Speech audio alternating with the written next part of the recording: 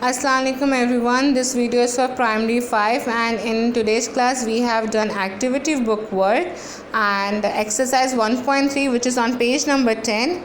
Over here the picture is given to the students and a bar diagram is given to the students and they were asked 5 questions related to the picture and the bar chart. The 5 questions are on page number 11 of activity book.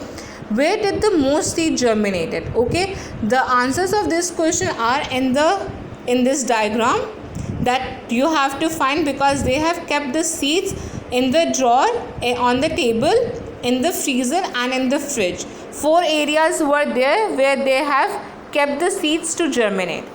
Then the question number 2 is, where did the fewest seeds germinate? Question number 3, suggest a reason why the same number of seeds germinated in the drawer as on the top of the desk. So as we have studied that what are the 3 factors which a seed needs to germinate is warm temperature, air and water. Question number 4 is, what do the result tell you about the conditions that seeds need to germinate? As we know that seed doesn't need light to germinate, but they need moist soil, air and warm temperature. Then question number 5, predict what would happen to the number of seeds that germinate in the drawer if you suck all the air from the plastic bag that they are in. If we will take out all the air from the plastic bag, so obviously the seed won't be able to germinate properly and they will die.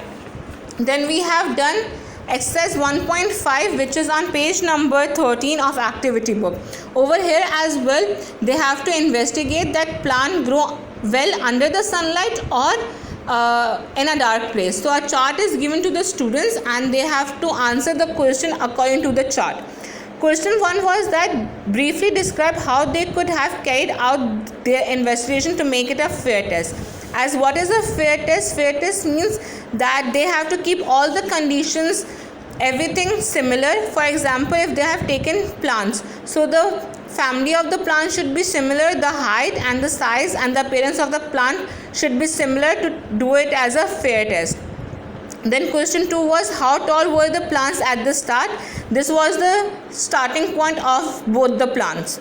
Then how often did they measure the plants? As we can see the day duration, that first they have measured on day 1, then they have measured on day 4. So the day duration is of 3 days. And then question 4 part A, which plant grow the most? From the chart we are easily able to see that which plant grow the best and how tall it grow, and was this plant in the dark or the light. So we can easily identify, obviously this plant A was under the sunlight and plant B was in a dark place. And 5 is write a conclusion for this investigation. So students have to see this investigation very carefully and then they have to end up writing a conclusion for it. So the homework for today's class is that they have to do page number 12 and 14 of activity book. Jazakallah khair.